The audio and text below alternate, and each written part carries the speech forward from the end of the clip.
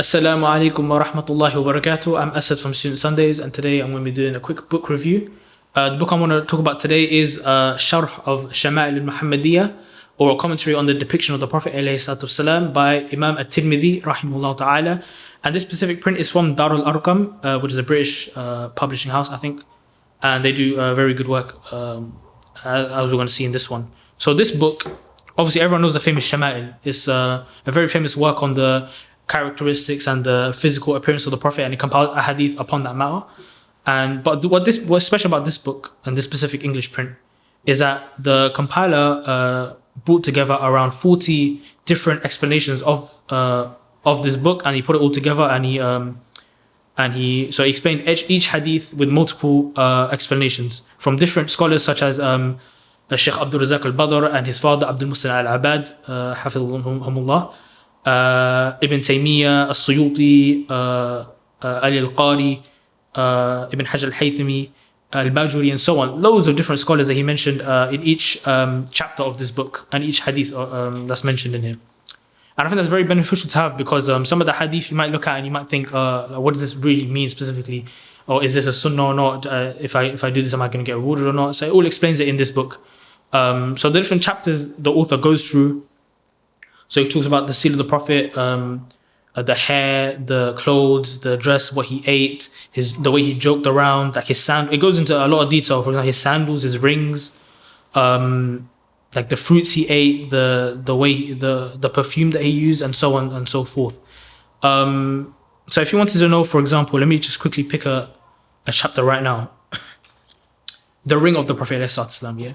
So obviously the chapter page, just go to it.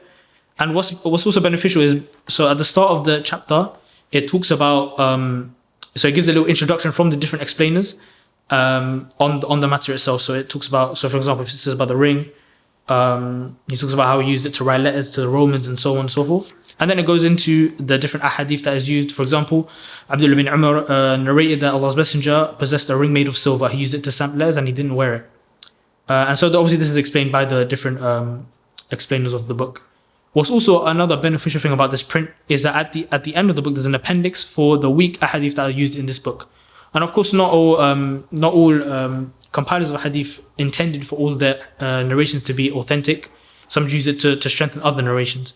So at the end of this book, we see here that the author graded some of the hadith as weak or very weak, and he gives a bit of detail regarding it, and some other scholars who mentioned its weakness and so on.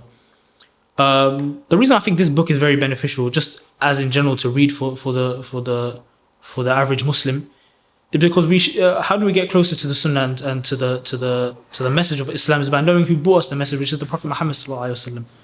And one part of us gaining more love for him and more appreciation for him is by learning his physical attributes, his mannerisms and his etiquettes, the way he was with his family and so on. And so this book compiles all of that. And it's a chance for us to emulate the Prophet ﷺ as much as we can, even in things like wearing rings and wearing turbans, for example. Some say it's not sunnah, but inshallah, if a person has a sincere intention to follow the Prophet and out of love for the Prophet ﷺ, then he may be rewarded for it, inshallah, as mentioned by the scholars. So yeah, I think a book like Shama'il, or the depiction of the Prophet ﷺ, is very important for every Muslim to have. And if you know English and you want a beneficial English print, then I would highly recommend this print by Dar al-Arqam, Sharh Shama'il al-Muhammadiyya. And that'll be it for today, inshallah ta'ala. Assalamu alaikum wa rahmatullahi wa barakatuh.